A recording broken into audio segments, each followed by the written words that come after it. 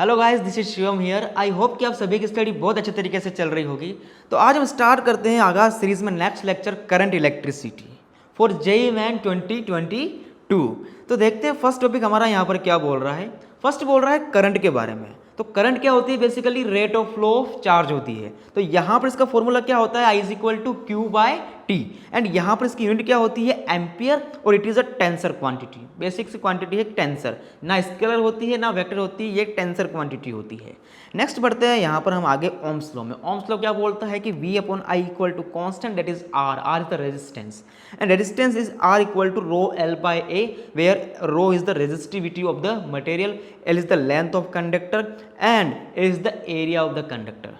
ठीक है, यहाँ पर देखो कुछ टर्म्स गिवन है कि R डिपेंड्स ऑन। R किस किस पर डिपेंड करता है? तो R depends on material, R depends on temperature, R depends on dimensions and direction of flow of current. इन चार चीज़ों पर हमारा रेजिस्टेंस R डिपेंड करता है। एंड अगर रो की बात करी जाए तो rho depends on material and only temperature. दो चीज़ों पर डिपेंड करता है, मटेरियल पर और टेम्परेचर पर। यहाँ पर कॉमन कौन सा है? यहाँ पर दोनों में टर्म टेम्परेचर और मटेरियल, ये दोनों पे डिपेंड करते हैं। नेक्स्ट देखते हैं यहाँ पर variation of R and rho with temperature. R और रो में किस तरीके से टेम्परेचर के साथ चेंज आते हैं उसका रिलेशन सिंपल बताता है। Rho is equal to rho naught 1 plus alpha delta T, या फिर चाहो तो यहाँ पर एक और ऐड कर लो, R equal to R naught 1 plus alpha delta T. ये भी रिलेशन होता है जिस पर ये डिपेंड करता है।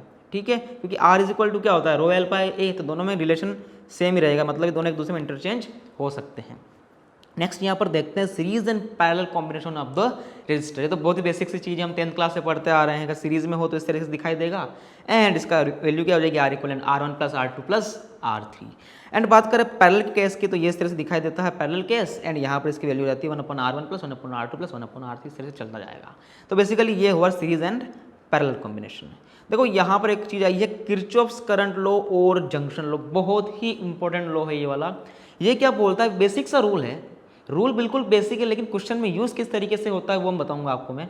तो यहाँ पर देखो किरचॉफ्स करंट लॉ और जंक्शन लॉ क्या बोलता है कि किसी भी एक जंक्शन पर यानी किसी एक पॉइंट पर अगर करंट आ रही है तो करंट आने वाली करंट का सम वो इक्वल होता है जाने वाली करंट के सम के। ये वाली यहाँ पर देखो, यहाँ पर I1 और I2 आ रहे थे तो इन दोनों का सम इक्वल है किसके?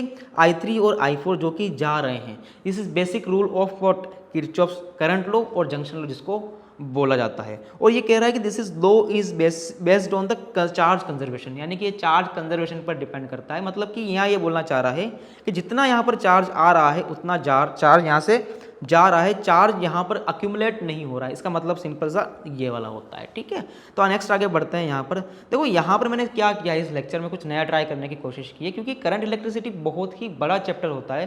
तो मैंने क्या किया कि कुछ टॉपिक्स को, पर्टिकुलर टॉपिक्स को बांट दिया है, उनको पढ़ाया। देन उसका हम नेक्स्ट क्वेश्चन करके देखेंगे कि क्वेश्चन किस तरीके से एग्जामिनेशन में पूछे जाते हैं। तो स्टार्ट करते हैं। इस क्वेश्चन को क्या बोलना चाह रहा है इस क्वेश्चन के अंदर? ये देखो, यहाँ पर हमें गिवन है कि in the figure shown the current in the 10 volt battery is close to. यहाँ पर जो 10 वोल्ट की बैटरी यहाँ पर लगाई हुई है, इस पर क्या निकालना चाह रहा है? ये करंट कितनी फ्लो हो रही है वो हमें बतानी है। अब मैंने इसको यहाँ पर ही क्यों रखा है इस क्वेश्चन को? क्योंकि इसके अंदर कहीं ना कहीं इस वाले लॉ का यूज होगा, जंक्शन लॉ का यूज। इसलिए मैंने इसको यहाँ रखा है जिससे आप समझ पाओ कि कॉन्सेप्ट को यूज कैसे करना है। वहाँ एग्जाम में ये नहीं आएगा कि जंक्शन लॉ लिख कर बताओ या जंक्शन लॉ कैसे यूज करते हैं, मतलब जंक्शन लॉ होता क्या है ये बताओ। वो कहेगा कि जंक्शन लॉ को आप यूज करके बताओ। तो यूज इस क्वेश्चन में होगा, वो बताऊंगा किस तरीके से वो होना है।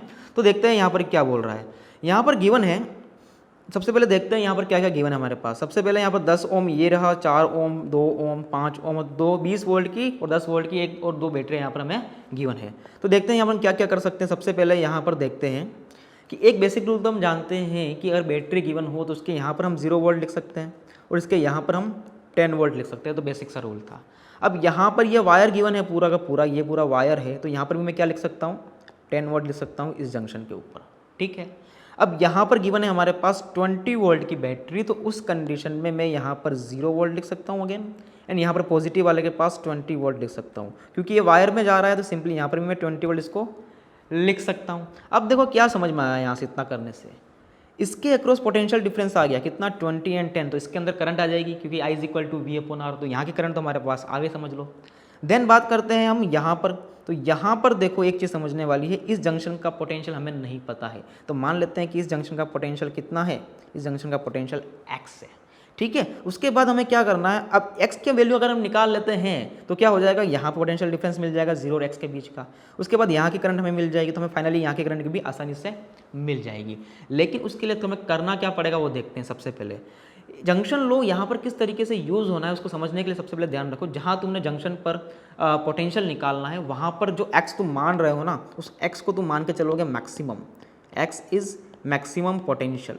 मान लो कि ये पोटेंशियल क्या है, मैक्सिमम है। उस कंडीशन में क्या होगा कि जहाँ पर ये तुमने माना है x मैक्सिमम या एक्स पोटेंशियल, वहाँ से जितनी भी करंट पास होगी वो कितनी होगी, उससे जाती हुई दिखाई देगी, I1 I2 I3।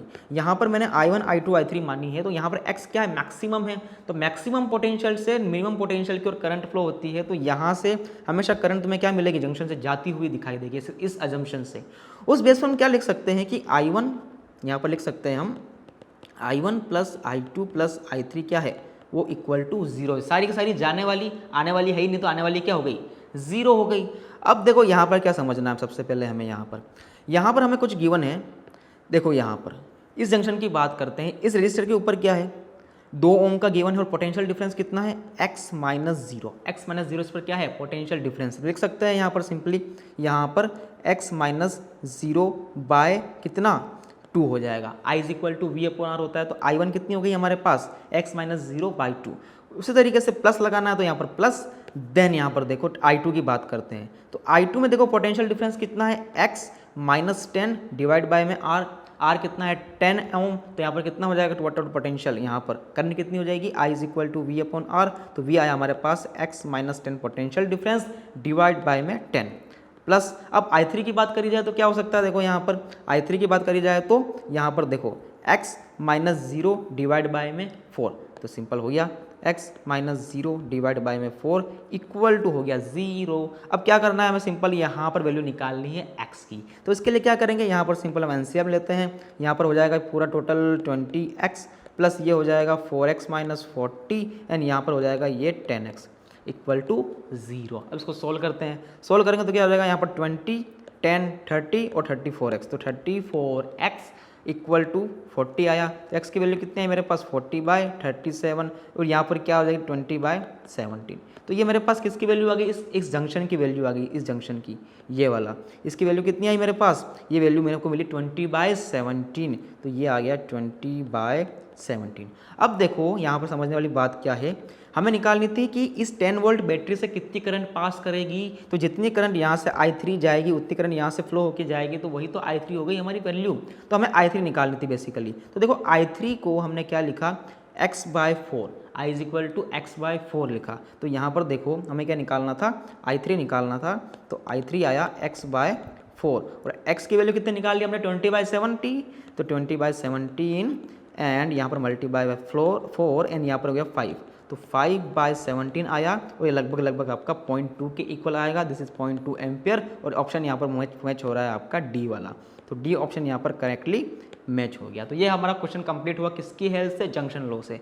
यहाँ पर इसने कहीं नहीं बोला कि आपको जंक्शन लॉ या किरचॉफ्स लॉ लगाना है, ये आपको सोचना पड़ेगा कि इस लॉ को मैं कैसे यूज कर सकता हूँ। तो यहाँ पर ये जंक्शन लॉ इस तरीके से लग रहा था, इस जंक्शन के ऊपर जहाँ हमने x निकाला, देन हमने फाइनली यहाँ पर क्या निकाला, करंट I3 निकाली, जो कि यहाँ पर 10 वोल्ट बैटरी से फ्लो हो रही है। तो ये क्वेश्चन यहाँ पर बिल्कुल कंप्लीट हुआ। नेक्स्ट देखते हैं यहाँ पर क्या हुआ है। नेक्स्ट बोल रहा है पार्ट ऑफ द सर्किट, एक पूरा कॉन्सेप्ट है जिसमें बताया जा रहा है कि पार्ट्स ऑफ द सर्किट को किस तरीके से हमें सोल्व करना अगर एग्जाम में आ जाए तो देखो इसके लिए मैंने यहाँ पर एक चीज़ लिखी है, शॉर्ट ट्रिक। शॉर्ट ट्रिक क्या कहती है कि इंक्रीजिंग डिक्रीजिंग मेथड। ऐसे क्वेश्चन जब भी होते हैं जहाँ पार्ट्स गिवन हो सर्किट के, पूरा सर्किट ना गिवन हो, तो उसको किस तरीके से करते हैं, इंक्रीजिंग डिक्रीजिंग मेथड से सोल्व किया जाता है। अब ये इंक्रीजिंग डिक्रीजिंग मेथड है क्या, उसको ध्यान देते हैं। सबसे पहले देखो ये मेथड इस तरीके से काम करता है, जैसे कि यहाँ पर हमें एक सर्किट गिवन है जहाँ पर 2 एम्पेयर की करंट फ्लो हो रही है। यहाँ पर एक रजिस्टर लगा हुआ है, यहाँ बैटरी लगी हुई है, 4 वोल्ट की रजिस्टर है, यहाँ पर 8 वोल्ट की बैटरी रजिस्टर है, यहाँ पॉइंट बी लगा हुआ है। तो हमें बेसिकली करना क्या है, यहाँ पर हमें निकालना है VA माइनस VB। आपको इस तरह से पूछा जाएगा कि सर्किट का पार्ट देखें कि इसमें पॉइंट A और पॉइंट B के बीच का पोटेंशियल निकाल के दिखाओ, तो कैसे करना है उसको देखो ध्यान से। सबसे पहले क्या करना है यहाँ पर हमें कि देखो यहाँ पर रेजिस्टेंस कितना गिवन है, 2 ओम, यहाँ पर करंट कितनी गिवन है 2 एम्पियर, तो इस पर पोटेंशियल कितना आ जाएगा V is equal to I R. तो I कितना है यहाँ पर 2, R कितना है यहाँ पर 2, तो टोटल करंट टोटल वोल्टेज कितना हो गया 4 वोल्ट। तो यहाँ पर वोल्टेज आया 4 वोल्ट। अब करंट फ्लो होती है हायर टू लोअर पोटेंशियल, और करंट अभी इस डायरेक्शन में है तो ये प्लस माइनस क्या हो जाएगा, यहाँ पर दिखा रहा है कि करंट यहाँ फ्लो हो रही है, higher potential to lower potential में करंट फ्लो हो रही है। अब ये भी हम जानते हैं कि अगर यहाँ पर हमारे पास ये होता है प्लस और ये होता है माइनस वाला, तो यहाँ पर ये प्लस माइनस 4 वोल्ट गिवन है हमें।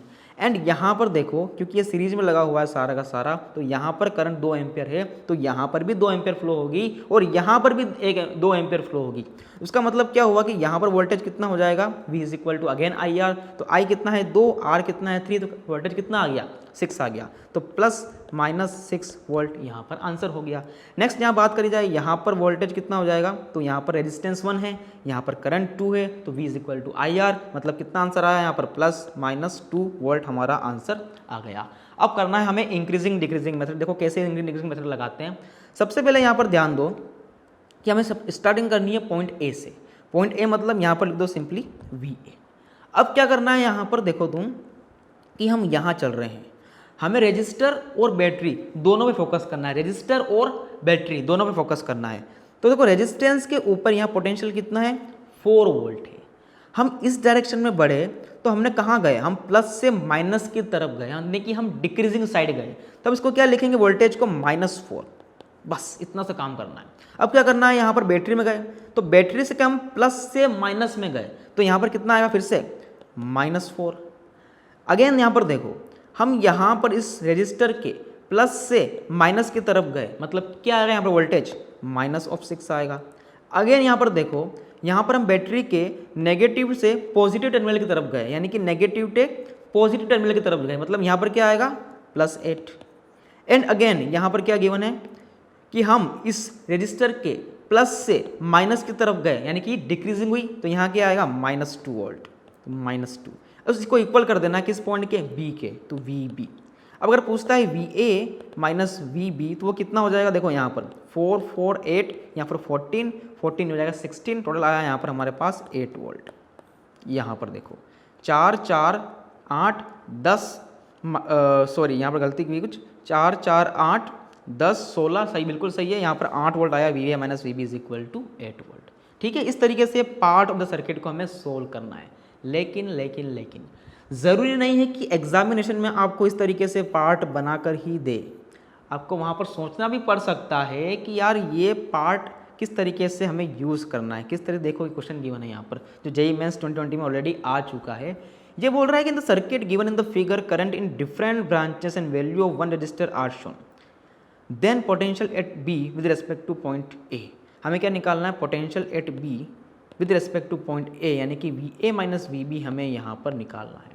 ठीक है, अब यहाँ पर हमें इसकी वैल्यू नहीं गिवन है, इसकी वैल्यू भी नहीं गिवन है और इसकी वैल्यू भी गिवन नहीं है। उसके बावजूद भी हमें बोला जा रहा है कि हमें इस पॉइंट के लेकर इस पॉइंट के बीच का पोटेंशियल डिफरेंस बताना है। तो देखो इसने एक चीज़ तो दी कि यहाँ इसने 1 वोल्ट की बैटरी लगा दी, उसके बाद इसने यहाँ पर इसकी वैल्यू दी 2 ओम, इसके बाद यहाँ पर भी इसने क्या दे दिया 2 वोल्ट की बैटरी लगा दी। अब देखो थोड़ा लॉजिक लगाओ, यहाँ पर करंट कितनी फ्लो हो रही है 1 एम्पियर की, तो मतलब यहाँ से भी कितनी फ्लो होगी 1 एम्पियर की, यहाँ से 1 एम्पियर फ्लो हो रही है, मतलब यहाँ पर भी कितनी फ्लो होगी 1 एम्पियर की करंट यहाँ पर फ्लो होगी 1 एम्पियर। अब देखो यहाँ पर करंट 2 एम्पियर आगे की तरफ जा रही है और यहाँ से 1 एम्पियर आगे की तरफ जा रही है, यानी डेफिनेटली यहाँ से भी कितनी करंट पास हुई होगी 1 एम्पियर। तभी तो देखो 1 एम्पियर और 1 एम्पियर मिलकर यहाँ पर कितना बना 2 एम्पियर बना होगा। तो इस लॉजिक से हम कह सकते हैं कि यहाँ पर हमारे पास इस वाले पूरे सर्किट का, इस वाले पूरे पार्ट का सारा डिटेल गिवन है, वोल्टेज गिवन है, यहाँ पर रजिस्टर गिवन है, तो इसकी करंट भी गिवन है। तो करंट गिवन है मतलब क्या निकाल सकते हैं हम, पोटेंशियल निकाल सकते हैं। तो देखो क्या हो जाएगा यहाँ पर V is equal to I into R, यानी कि यहाँ पोटेंशियल कितना आ गया, यहाँ पोटेंशियल आ गया प्लस माइनस, गलत लिख रहे हैं। करंट यहाँ पर किस तरीके से फ्लो हो रही है, करंट फ्लो हो रही है यहाँ पर, तो प्लस कहाँ आएगा, प्लस आएगा ऊपर, तो +-2 वोल्ट इसका क्या हो जाएगा वोल्टेज हो जाएगा। अब क्या करना था, यहाँ पर ये प्लस ये माइनस, यहाँ पर ये प्लस ये माइनस, सिंपल सा यहाँ पर क्या लगा देंगे, इसके अंदर हम पार्ट ऑफ द सर्किट लगा देंगे, काम बन गया। ना इसकी यूज़ हुई, ना इसकी यूज़ हुई, ना ही इसकी यूज़ हुई। अब देखते हैं क्या कर सकते हैं, हमें निकालना था VA VB से, चलो VA VB कर देते हैं, देन VB VA कर देंगे उसका। तो VA यहाँ पर क्या करना है, सबसे पहले हमें VA। अब देखो यहाँ पर हम कहाँ गए, घट गए, यानी कि बढ़ गए, यहाँ पर प्लस पर गए हम, तो प्लस के लिए क्या करेंगे, +1 वोल्ट कर देंगे। उसके बाद हम आगे बढ़े यहाँ पर, तो यहाँ देखो हम फिर से कहाँ गए, प्लस पर गए, तो प्लस पर गए तो फिर से क्या करेंगे हम, यहाँ पर 2 वोल्ट +2 कर देंगे, ये +2 हो गया। अब बात करते हैं ऊपर वाले अगेन, तो यहाँ पर हम नेगेटिव के साइड गए तो क्या करेंगे, -2 वोल्ट कर देंगे, तो यहाँ पर कितना हो गया, -2। इसको किसके इक्वल कर देंगे, VB के इक्वल कर देंगे। अब यहाँ पर देखो 2 से 2 से कैंसिल हो गया, हमें निकालना कितना था, VB - VA, तो VB - VA कितना आ गया हमारे पास, 1 वोल्ट आंसर आ गया, और ये रहा हमारा यहाँ पर 1 volt. Option number A is correct option. तो देखा यहाँ पर किस तरीके से हमें लॉजिक लगाना पड़ा, जो हमने चीज़ें पढ़ी हुई है उसको यूज़ करना भी हमें आना चाहिए। पढ़ लिया इसका मतलब ये नहीं कि आपका काम हो गया, एग्जाम में किस फॉर्म में आने वाला है आपको भी नहीं पता, आपको पहचानना पड़ेगा वहाँ जाके कि हमको किस तरीके से इस पॉइंट को हम यहाँ पर यूज़ कर सकते हैं। ठीक है, तो बढ़ते हैं नेक्स्ट टॉपिक की तरफ। नेक्स्ट टॉपिक बोल रहा है सिमेट्रिक सर्किट। सिमेट्रिक सर्किट का कॉन्सेप्ट भी जेई में यूज़ हुआ है, जेई मेंस में, तो थोड़ा इसको भी पढ़ लेते हैं क्या बोलना चाह रहा है। देखो सिमेट्रिक सर्किट मतलब क्या होता है कि ऐसे सर्किट जिसमें यहाँ पर या तो मिरर सिमेट्री बन रही हो या फिर फोल्डिंग सिमेट्री बन रही हो, उसको क्या बोलते हैं हम, सिमेट्रिक सर्किट बोलते हैं। सबसे पहले हम पढ़ते हैं यहाँ पर मिरर सिमेट्री। देखो अगर मेरे पास कुछ इस तरीके का सर्किट बना हुआ है, ठीक है, और इसके अगर मैं यहाँ पर अपना हैंड रख देता हूँ, तो अगर मेरा इधर वाला सर्किट पूरा का पूरा मिरर इमेज हो इस वाले सर्किट का, तो उस कंडीशन में इसको क्या बोला जाता है, हम मिरर सिमेट्री बोलते हैं। फिर से सुनो, इस तरीके के सर्किट में अगर मैं यहाँ पर अपना हैंड रखता हूँ इस तरीके से, और ये वाला पूरा का पूरा इसका मिरर इमेज हो, या ये वाला पूरा का पूरा इसका मिरर इमेज हो, उस कंडीशन में उसको बोलते हैं हम मिरर सिमेट्री। उससे बेनिफिट क्या होता है कि उसकी हेल्प से हम यहाँ जो बीच वाला जब ना हमने हाथ रखा था ना, उस वाले रेजिस्टेंस को हम नेगलेक्ट कर सकते हैं, मतलब कि उसको हटा सकते हैं। तो उस कंडीशन में एक ऐसा बन जाएगा सर्किट, कुछ इस तरीके का बन जाएगा। उस कंडीशन में हमें इसकी कोई नीड नहीं होगी, तो यहाँ पर सिंपल यहाँ पर सीरीज दिख गए, तो इसको हम आसानी से सॉल्व कर सकते हैं। तो इस क्वेश्चन को क्या करता है, ये आसान करता है। इसका मतलब सिंपल ये हुआ कि अगर इस तरीके से सिमेट्री बनती है तो जो करंट यहाँ से फ्लो हुई वो सिंपली यहाँ निकल जाएगी, ये इसके बीच में जाएगी ही नहीं। इसका मतलब सिंपल सा ये होता है, तो इसको बोलते हैं मिरर सिमेट्री। तो एक क्वेश्चन को आसान करने के लिए होता है, ना कि टफ करने के लिए। नेक्स्ट है यहाँ पर फोल्डिंग सिमेट्री, कि अगर उसी सर्किट में मैं अपने हैंड को कुछ इस तरीके से रख दूँ, टेढ़ा करके रख दूँ इस तरीके से मेरे हैंड को, तो उस कंडीशन में जो ऊपर वाला सर्किट है वो बिल्कुल सेम होता है नीचे वाले सर्किट की तरह। तो उस कंडीशन में हम क्या करते हैं कि नीचे वाले सर्किट के जितने भी रजिस्टर के उसको हम क्या करते हैं, ऊपर वाले पॉइंट से चिपका देते हैं। तो ये वाला यहाँ चिपक जाएगा, ये वाला यहाँ चिपक जाएगा, और ये वाला यहाँ चिपक जाएगा। इसको बोलते हैं equipotential points in the folding symmetry. तो उस कंडीशन में जब ये वाला पॉइंट इससे चिपकेगा, ये वाला पॉइंट इससे चिपकेगा, तो यहाँ पर दोनों पैरेलल में आ गए। उसी तरीके से ये वाला पॉइंट और ये वाला पॉइंट चिपकेगा, तो ये दोनों क्या आ गए, पैरेलल में आ गए। और जब ये वाला पॉइंट इस पॉइंट से चिपकेगा तो क्या होगा, ये वाला पूरा हैंग कर जाएगा, लटक जाएगा यहाँ से। उस कंडीशन में हम जानते हैं कि यहाँ पर तो कोई करंट फ्लो होगी नहीं, तो इसको निकाल के फेंक दो। निकाल के फेंक दिया तो यहाँ पर एक सिंपल सर्किट बन के है हमारे पास इस तरीके से। तो यहाँ पर हमने क्या किया, दो तरह की सिमेट्री यूज़ की। एक थी हमारे पास मिरर सिमेट्री, दूसरी थी फोल्डिंग सिमेट्री। दोनों ही क्वेश्चन को आसान करने के लिए काम आती है, जिससे कि हमारा आंसर आसानी से आ जाए। तो देखते हैं इसका एग्जाम्पल जो मैंने यहाँ पर लिया है, बेसिक यहाँ पर जेईई मेन 2020 में आया हुआ है कि इसकी हेल्प से, सिमेट्री की हेल्प से कैसे क्वेश्चन को आसान किया जा सकता है। अदरवाइज इसको सोल्व कर पाना इतना आसान नहीं हो सकता।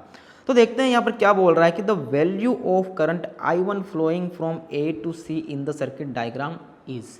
यहाँ पर जो सर्किट गिवन है A to C में हमें कितनी करंट फ्लो हो रही है, यानी कि 4 ओम और 4 ओम की जो सीरीज में गिवन है, इसमें कितनी करंट फ्लो हो रही है वो हमें बतानी है। इसको करंट इसने नाम दिया है I1, इसने I1 नाम दिया, इसको I1 करंट की वैल्यू हमें यहाँ पर फाइंड करनी है, I1। तो देखो यहाँ पर थोड़ा सा ऑब्जर्वेशन करना आना चाहिए। कैसे, यहाँ पर देखो कि अगर मैं एक टाइम के लिए इस 4 ओम को हटा दूँ, जैसे है ही नहीं है यहाँ पर, तो हमारा सर्किट कुछ इस तरीके से दिखाई देगा। देखो यहाँ पर इस तरीके से वो 4 ओम वाला और 4 ओम वाला मैंने हटा दिया, तो सर्किट कुछ इस तरीके से दिखाई दे रहा है। अगर मैं इसके यहाँ पर हाथ रखता हूँ इस तरीके से, तो ये बनती है हमारी मिरर सिमेट्री। यहाँ पर हाथ रखता हूँ मैं इस तरीके से, तो बनती है हमारी ये फोल्डिंग सिमेट्री। यानी कि इसके अंदर दोनों तरह की सिमेट्री पॉसिबल है। तो उस कंडीशन में क्या यूज़ कर रहा हूँ, यहाँ पर मैंने फोल्डिंग सिमेट्री यूज़ कर रखी है। आप इसको मिरर सिमेट्री से भी ट्राई कर सकते हो, दोनों से आंसर आपका बिल्कुल सेम आएगा।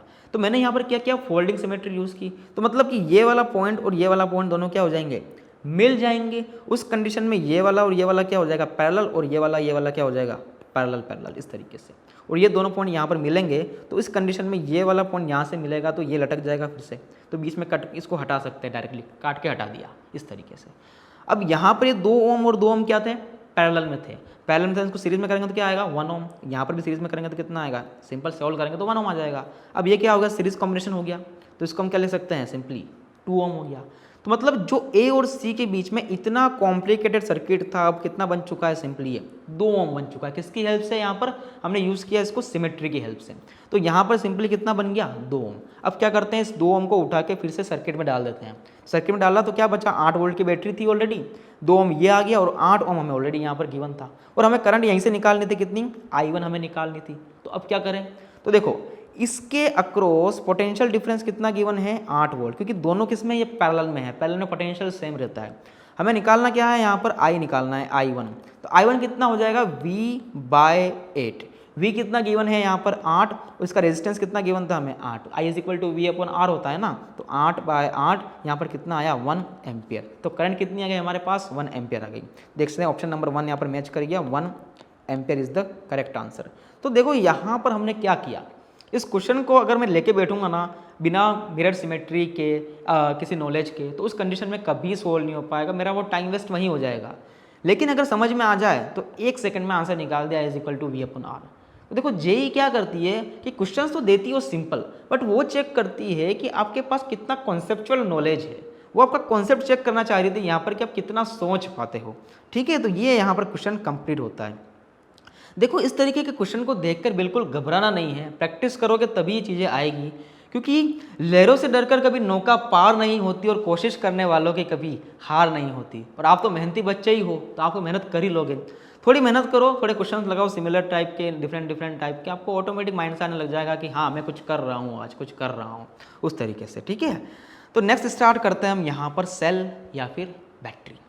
जैसे यहाँ पर कोई सिंबल गिवन है सेल या बैटरी का इस तरीके से, इसका मतलब यहाँ पर जो ई गिवन होता है इस तरीके का सिंबल में, अगर यहाँ पर ई गिवन है, उस ई को बोला जाता है यहाँ पर इलेक्ट्रोमोटिव फोर्स EMF, और इसके पास जो छोटा सा रेजिस्टेंस R होता है, स्मॉल r, उसको बोलते हैं हम इंटरनल रेजिस्टेंस। जो बैटरी के अंदर रेजिस्टेंस होता है उसको बोलते हैं हम इंटरनल रेजिस्टेंस। एंड यहाँ पर जो इन 2 पॉइंट होते हैं A और B, इन दोनों के बीच के पोटेंशियल डिफरेंस को बोलते हैं हम यहाँ पर सिंपली पोटेंशियल डिफरेंस, मतलब कि V लिखा जाता है इसको। जो हम V लिखते हैं वो क्या होता है, इन 2 पॉइंट के बीच का पोटेंशियल डिफरेंस होता है, VA - VB। अब अगर हम बैटरी से वर्क डन ले रहे हैं, उस कंडीशन में जो रिलेशन बन के आता है वो आता है V = E - IR, और अगर हम बैटरी को चार्ज कर रहे हैं तो रिलेशन बन जाता है V = E + IR। सिंपल से इसको याद रखना है, V = E - IR और V = E + IR, जब हम बैटरी से वर्क डन करवा रहे हैं तब, और जब बैटरी को चार्ज कर रहे हैं तब। अब यहाँ पर देखते हैं कॉम्बिनेशन ऑफ सेल। सेल को किस तरीके से हम सीरीज और पैरेलल में जोड़ते हैं, उसका क्या रिजल्टेंट निकलता है वो हम यहाँ देखते हैं। तो देखो यहाँ पर सेल में क्या होता है, एक बैटरी का EMF, उसका इंटरनल रेजिस्टेंस, तो 1, 2 और 3 इस तरीके से हमने 3 बैटरी जोड़ दी। तब यहाँ पर इसका अगर निकालना हो मुझे E इक्विवेलेंट, कितना टोटल E होगा, तो simple E1 + E2 + E3 summation करना है। रेजिस्टेंस के केस में भी हमें क्या करना है, सिंपली R1 + R2 + R3 इस तरीके से ऐड करते जाना है, बेसिक है। लेकिन अगर पैरेलल कॉम्बिनेशन आ जाए तो, अगर पैरेलल कॉम्बिनेशन आ जाए इस तरीके से, पैरेलल भी अगर जोड़ दिया हो, उस कंडीशन में E इक्विवेलेंट कितना हो जाएगा, summation of E1/R1 + E2/R2 + E3/R3 इस तरीके से, डिवाइड बाय में 1/R1 + 1/R2 + 1/R3 इस तरीके से इसको सोल्व करना है। और R इक्विवेलेंट के केस में 1/1/R1 + 1/R2 + 1/R3 इस तरीके से हमें सोल्व करना पड़ेगा। तो यहाँ पर थोड़ा सा फॉर्मूला कॉम्प्लिकेटेड है, लेकिन याद करोगे तो कोई बड़ी बात नहीं होगी। अब यहाँ पर नेक्स्ट क्वेश्चन देखते हैं। यहाँ पर बोल रहा है the series combination of 2 batteries. देखो मैंने यहाँ पर क्या किया, तुम देख पा रहे हो कि मैंने टॉपिक पढ़ाया देन क्वेश्चन, टॉपिक पढ़ाया देन क्वेश्चन, जिससे कि तुम्हें क्लियर हो जाए कि पास्ट ईयर में क्वेश्चन किस तरीके से किस टॉपिक में से पूछा गया है, जिससे कि आपको भी एक बेस मिलेगा फ्यूचर में कि हाँ इस टॉपिक से ज़्यादा क्वेश्चन निकल रहे हैं, मतलब इस पर ज़्यादा फोकस करना चाहिए। तो देखते हैं यहाँ पर सीरीज कॉम्बिनेशन ऑफ 2 बैटरीज यहाँ पर गिवन है, both of the same volt. तो बैटरी गिवन है, दोनों का EMF कितना है, 10 वोल्ट है, but different internal resistance 20 ohm and 5 ओम। देखो मैंने यहाँ पर डायग्राम बना लिया है, एग्जाम में बना हुआ नहीं मिलेगा, तुम्हें बनाना पड़ेगा। तो समझने के लिए मैंने बना दिया यहाँ पर, जैसे कि E1 और E2 दोनों के सेम है, बट इंटरनल रेजिस्टेंस R1 20 है इसका, और R2 कितना है इसका, 5 ओम है। देन यहाँ पर बोला है कि connected to parallel combination of two resistor 30 ohm and R ohm. अब ये दोनों बैटरी सीरीज पे लगी हुई थी, वो कनेक्टेड है किसके साथ, 30 ओम और आर ओम के साथ पैरेलली कनेक्टेड है, ठीक है। उसके बाद बोल रहा है यहाँ पर ये the voltage difference across the battery of the internal resistance 20 ohm is zero, the value of R पूछी जा रही है। तो बेसिकली हमें निकालना क्या है, आर की वैल्यू यहाँ पर फाइंड करनी है। और लास्ट में इसने क्या बोला कि the potential voltage difference across the battery of the internal resistance 20 ohm is zero. मतलब ये बोलना चाह रहा है कि यहाँ पर जो हमें बैटरी गिवन है ये वाली जिसका इंटरनल रेजिस्टेंस 20 ओम है, इसके अक्रॉस जो पोटेंशियल डिफरेंस है वो कितना है, जीरो है। यानी कि इसका कहने का मतलब ये हुआ कि अगर मैं यहाँ पर V is equal to E1 minus IR1 की इक्वेशन लिखता हूँ V1 के लिए, तो मेरा V1 मुझे क्या गिवन है, पोटेंशियल डिफरेंस वो जीरो गिवन है। इसका मतलब मेरा E1 किसके इक्वल हो गया, IR1 के इक्वल हो गया। E1 की वैल्यू मुझे गिवन है कितनी, 10 वोल्ट। I मुझे निकालना पड़ेगा, R1 कितना गिवन है मेरे पास, 20। तो यहाँ पर मेरे पास I की वैल्यू कितनी आ गई, हाफ एम्पियर। तो कुछ किए भी नहीं, मेरे पास करंट की वैल्यू आ गई हाफ एम्पियर। जो बोला उसने कर दिया, ठीक है। अब उसके बाद बताओ, जब करंट की वैल्यू आ गई तो हमारे पास एक और रिलेशन होता है, V2 is equal to E2 minus IR2, क्योंकि सेल दो गिवन है तो दोनों में रिलेशन लग सकता है ये वाला। तो V2 की वैल्यू में से निकाल सकते हैं। तो V2 कितना हो गया, E2 कितना है यहाँ पर 10 माइनस I की वैल्यू 1/2 और R2 कितना है 5 है। तो यहाँ पर V2 कितना आ गया हमारे पास 15/2 वोल्ट। यानी कि हमारे पास अब क्या निकल चुका है, इसके अक्रॉस पोटेंशियल डिफरेंस निकल चुका है। तब इसका यूज़ कैसे करेंगे हम बेसिकली क्या करते हैं, इसके अक्रॉस पोटेंशियल डिफरेंस आ गया, मतलब एक पॉइंट पे क्या मान लेंगे, यहाँ पर जीरो मान लेंगे, यहाँ पर 0 वोल्ट। तो दूसरे साइड क्या मान लेंगे, यहाँ पर हम 15/2 वोल्ट। अब इसका तो पूरा का पूरा जीरो ही गिवन है, तो हम यहाँ पर भी क्या कर देंगे, शिफ्ट 15/2 वोल्ट शिफ्ट कर देंगे। अब यहाँ पर देखो, ये जीरो है तो ये भी जीरो, और ये जीरो है तो ये भी जीरो, ये 15/2 वोल्ट है तो ये भी 15/2 वोल्ट, एंड ये भी 15/2 वोल्ट हो जाएगा। अब यहाँ पर सी समझने वाली क्या है, इसके पास रेजिस्टेंस कितना है 30 और वोल्टेज कितना है 15/2 वोल्ट। तो करंट निकाल सकते हैं इसके अंदर। मान लेते हैं करंट कितनी है, I1 है, इसकी मान लेते हैं I1, इसकी मान लेते हैं I2। तो देखो यहाँ पर I1 कितना आएगा, I1 is equal to V/R। V कितना गिवन है, मैं यहाँ पर 15/2 गिवन है, R कितना गिवन था 30। तो यहाँ पर कितना हो जाएगा, सिंपली यहाँ पर ये हो जाएगा 1/4 एम्पियर। यानी कि ऊपर कितनी करंट गई, यहाँ पर 1/4 एम्पियर। यहाँ से कितनी आई, 1/2 एम्पियर। तो यहाँ से 1/2 आई, ऊपर 1/4 गई, तो इस साइड कितनी गई होगी, 1/4 एम्पियर। अब तो हमारे पास वोल्टेज डिफरेंस भी है, ये रहा यहाँ से यहाँ तक वोल्टेज डिफरेंस, इसके अंदर करंट भी है, तो निकालना क्या है, R निकालना है। तो R इज इक्वल टू कितना होता है, R इज इक्वल टू होता है V/I। V कितना गिवन था हमारे पास 15/2 एंड करंट कितनी गिवन थी 1/4। यहाँ पर आंसर निकल के आ गया 30 ओम। देखते हैं यहाँ पर 30 ओम आंसर, इस करेक्ट आंसर 30 ओम यहाँ पर R की वैल्यू हो जाएगी। तो इस तरीके से आपको यहाँ पर सेल के कॉन्सेप्ट को भी यूज़ करना पड़ेगा, इन इक्वेशन को भी यूज़ करना पड़ेगा। It is very very important questions, ठीक है। तो नेक्स्ट आगे बढ़ते हैं अब यहाँ पर पावर एंड एनर्जी। बहुत ही सिंपल टॉपिक पावर एनर्जी का। देखो क्या बोल रहा है कि power equal to VI/I²R V²/R। तीन इसके फॉर्मेट होती है, कोई भी यूज़ हो सकती है, अकॉर्डिंग टू नीड हम इसको यूज़ करेंगे। देन अगर पूछता है एनर्जी और हीट लॉस अक्रॉस रजिस्टर, वो होता है I²RT, बेसिक सा फॉर्मूला, ठीक है। एक चीज़ याद रखना कि 1 यूनिट इक्वल टू 36 × 10⁵ जूल। जो हम घरों में बिजली का बिल हमारे घरों में आता है, बिजली का बिल, उसमें जो बिल आता है वो यूनिट में आता है। तो उस यूनिट में कितनी एनर्जी होती है, तो 1 यूनिट इक्वल टू 36 × 10⁵ जूल होता है। अब यहाँ पर कभी कभी बोलेगा कि इसी सर्किट से हमने मैक्सिमम पावर निकाली, तो मैक्सिमम पावर निकालने की कंडीशन ये होती है कि हमारा जो R है सर्किट का रेजिस्टेंस है वो किसके इक्वल हो जाए, बैटरी के इंटरनल रेजिस्टेंस के इक्वल हो जाए। यानी कि R equal to R, capital R equal to small r, circuit का रेजिस्टेंस इक्वल टू बैटरी का इंटरनल रेजिस्टेंस, तब निकलती है हमारी मैक्सिमम पावर। इसको बोलते हैं maximum power transfer theorem. That's it. Okay, यहाँ पर नेक्स्ट क्वेश्चन देखते हैं। यहाँ पर क्या बोल रहा है, पावर से रिलेटेड क्वेश्चन है वाला, JEE Mains 2020 ऑलरेडी आ चुका है जनवरी में। ये बोल रहा है कि in the building there are 15 bulb of 45 watt and 15 bulb of 100 watt and 15 small fans of 10 watt and 2 heaters of 1 kilowatt. Then बोला है कि the voltage of electric mains is 220 volt, यानी सप्लाई 220 वोल्ट की आ रही थी। The minimum fuse capacity rated value of building will be, यानी कि जो फ्यूज़ हम घरों में यूज़ करते हैं इसकी कितनी कैपेसिटी हो जिससे कि इतना सारा पावर वो झेल सके इस वोल्टेज के ऊपर। इस तरीके के क्वेश्चन क्या करना होता है, हमें सिंपली P = VI पे ध्यान देना है। ठीक है, जो फ्यूज़ होता है हमारा वो मिनिमम कितनी करंट अपने अंदर से फ्लो करवाए जिससे कि सारे के सारे इंस्ट्रूमेंट चल पाए। तो बेसिकली हमें क्या निकालना है, फ्यूज़ पावर मतलब कि I निकालना है। कितनी करंट एक फ्यूज़ अपने अंदर से फ्लो करवाएगा जिसकी हेल्प से इतने सारे इंस्ट्रूमेंट आसानी से चल पाएंगे। तो उस कंडीशन में हमें यहाँ पर यूज़ क्या करना है, सिंपली P = VI का यूज़ करना है। हमें यहाँ पर I निकालना है P/V से। V हमें गिवन है 220 वोल्ट और पावर हमें निकालनी पड़ेगी।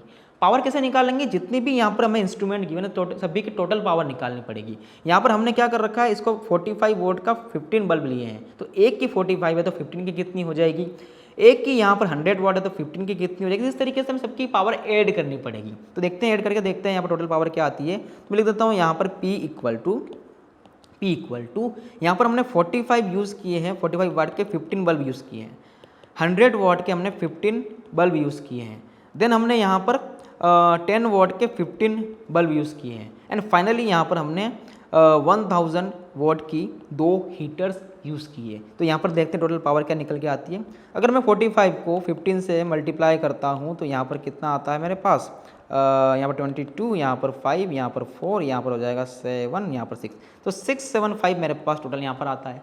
देन यहाँ पर ये हो जाएगा 1500 प्लस 150 प्लस 2000। अब देखो यहाँ पर 2000 प्लस दिस 3500, तो 3500 675 150 कितना है टोटल यहाँ पर 5 12 लगभग 6 6 12 13 एंड 4। तो यहाँ पर पावर कितनी आई मेरे पास 4325 वाट टोटल पावर निकल के आ गई।